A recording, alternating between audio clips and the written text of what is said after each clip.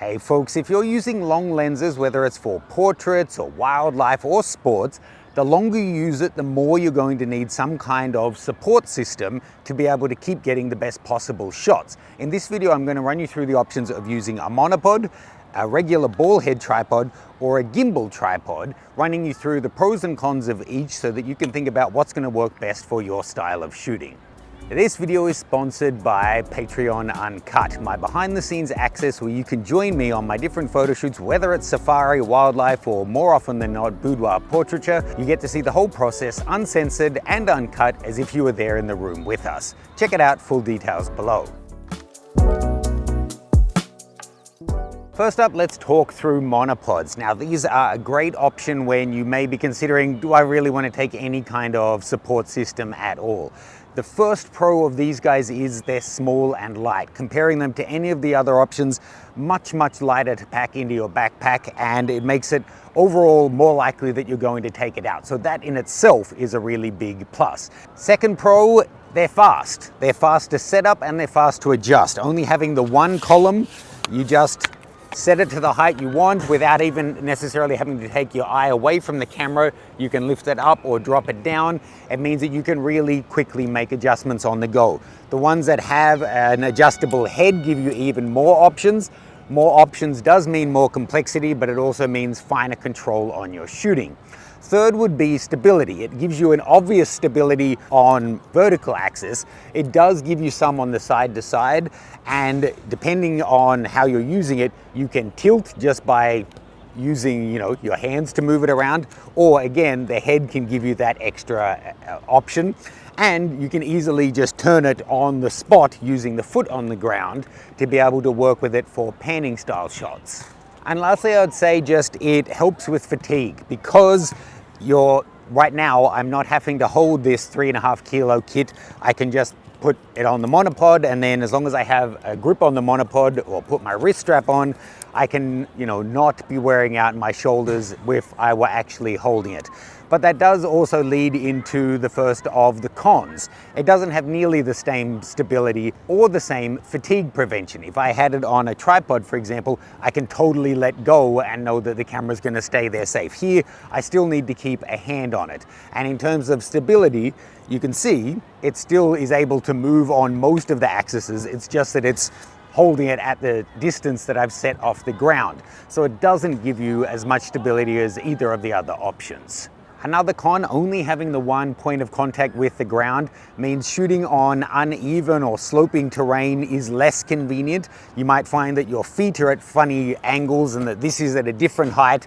And then as you find the actions over here, so you turn the camera this way, it may have then gone up much higher on the hill. So that can be a little bit of a challenge. The other thing is if you're shooting, say, birds in flight or sports people where you're going to want to be panning with the action, it takes a little bit of time to get that down. You might find that you're taking yourself off level, whereas using a tripod, you can level it off on different axes so that when you're rotating, everything's going to stay nice and level. So in summary, I'd say monopod is great when you're considering whether you want to take any kind of stabilization at all, or where you're going to be changing your shooting position a lot. If I were on the side of a sports match and I'm going to be moving with the action, this is much less cumbersome and a really great option for that style of shooting. However, if it's something where I'm going to be locked in position in a hide, waiting for birds or waiting for a moment of action, this doesn't give me the same flexibility because I have to keep a hand on it. One thing I would also suggest with monopods, often it seems like they're over-quoting their specification that they'll hold 40 kilos, which seems redundant because a kit like this is under 5. But don't underestimate how much downward pressure you're going to be adding via your hands. We do tend to make them more stable, push down on it, which you have to factor in. These leg locks then have to take the weight of your camera as well as your downforce. So you want to choose a monopod system, including the head, that's rated way beyond the actual weight of your camera system. Next up, let's talk about using a tripod with a ball head. Now, this may not look like the ball head you have, but it is essentially just a ball head. It's just a very nice heavy duty one. Now, here, the pros, this offers maximum stability. This kind of a head lets you lock down every axis really precisely. Usually with just one or maybe two controls, you can know that everything is completely locked down and fixed where it is. And a good ball head will support 400, 600, 800, 1200 mil lenses, and you can know that it's going to be completely rock solid. It also allows you to be super precise. So if you're doing macro or you're shooting up at a tree in the distance where there's a hollow and you know an owl might pop out, you can lock this right down and know that it's going to stay exactly where you want it. The other thing is, because you can lock it down that well, it's completely hands-free operation. You can know that you can walk away from this guy, come back 10 minutes later after nature has called, and know that it's still going to be pointing exactly where you wanted it to be. And also on that point, following on from the tripod talk, that then gives you the most hands-free time, which is going to reduce the amount of fatigue you have over the day. In terms of downsides on this, it's basically the flip side of the pros, as is the way in life. All of that precision and control also means that it is much less quick to set up and less flexible to adjust during a shoot. If I want to adjust the height on this one, I have to adjust all three of the legs and make sure that they're all leveled out depending on my terrain. And then if I want to adjust this axis, if I want to adjust the other axes, I have two different controls for that. It's going to take you more time. So if you're in a fast-paced situation, this may not be the best option for you. Also, it's significantly more heavy. This ball head probably weighs as much as my whole other monopod does, and then the tripod probably weighs 3 times what the monopod does as well, so you have to factor that in.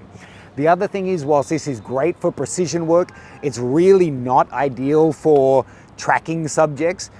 One like this, where you have a good amount of resistance, you can adjust the resistance quite well, and then you could set up the panning. It gives you better options, and especially if you can unlock your tripod collar, but just know things can get really weird when you have all of those axes unlocked. So just be kind of aware, this is more when you're wanting precision and something rock solid and rigid, rather than something that's going to flow with a dynamic subject. And something to keep in mind with this one, just like the monopod, you want one that's going to exceed the weight limit of what you're shooting. The advantage of this is, of course, that you can use it for stills and, just a landscape type shot, as well as long lens stuff. So it does double duty, but I would recommend getting as high quality of a head as you can so that you can really adjust the torsion to be able to have just a little bit of tension whilst you're making movements, rather than having it completely unlocked. This video is brought to you by my different camera setup guides. I have guides now for Nikon Z mount, Sony Alpha, Fuji GFX, as well as Hasselblad. Each of them takes you through the different cameras in the system, shows you how to set up and customize them for your style of shooting. You can find links to all of the different guides in the description below. Next up, let's talk about gimbal heads, and whilst I just changed my ball head to the gimbal head, I'll tell you the ones I'm using. These are Pro Media gear. This is the Katana Junior. The ball head was also a Pro Media gear, so are the legs. I will pop cards or links somewhere to my tripod buying guide as well as the monopod buying guide, so you can see all of my advice on those topics. But you can see this kind of a head is quite specialized. A lot of people like to set it up the other way. I always like to set mine up this way, set it up the way that you're comfortable. But essentially you can see this is just literally, not like how teenagers use it, literally made for long lens work. It cradles the long lens, and we'll get to this in the cons section, but it does require a little bit of setup. So the first thing that you would say, this offers the perfect blend of stability and control. It feels like you're hand holding, but you have the full support and you can lock it down on however many different axes you want. If you're following any kind of action, this is just ideal. You can level things out and know that it's going to stay where you want. You can have the right amount of torsion to be able to go on your vertical or your horizontal axes, or you can lock one down so that can't move but the other one can. And once it's all balanced, it just moves so smoothly. Just like the ball head, this is safe and secure. Once you're set up, you can really step away and know that it's not going to fall over. And I would say an extra level on that, because you set these up with the center of gravity in the right place, the possibility of your tripod tripping over is much less with this even than using a ball head. So I would say if you're doing long length stuff for sports or wildlife, the pros on this might match some of the other pros on the other two, but they're better on this. You have better tracking, you have better stability, you have less likelihood of it falling over. It is the best tool for the job if you're going to be shooting with long lens and moving subjects for an extended period of time. There are, of course, however, some downsides, and they may also be the most significant downsides. It is the biggest and heaviest of all of the options. My ball head is quite heavy, but generally a gimbal like this is going to be heavier than the ball head you would have on your tripod. It's also the most expensive.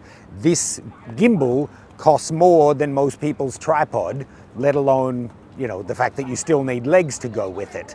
So that is a factor. Likewise, the amount of setup that it requires is the most. But note, it's mainly the initial setup because you want to balance this out. So you've got lots of different options. You want to, how far forward you put the lens foot, how high up you put this guy. You're basically adjusting it so that the center of gravity is all nicely balanced out. So you can see here, it wants to fall forward. So here I slide the lens back until it's in a place where it will basically rotate, but then when I let go, it will hold that position.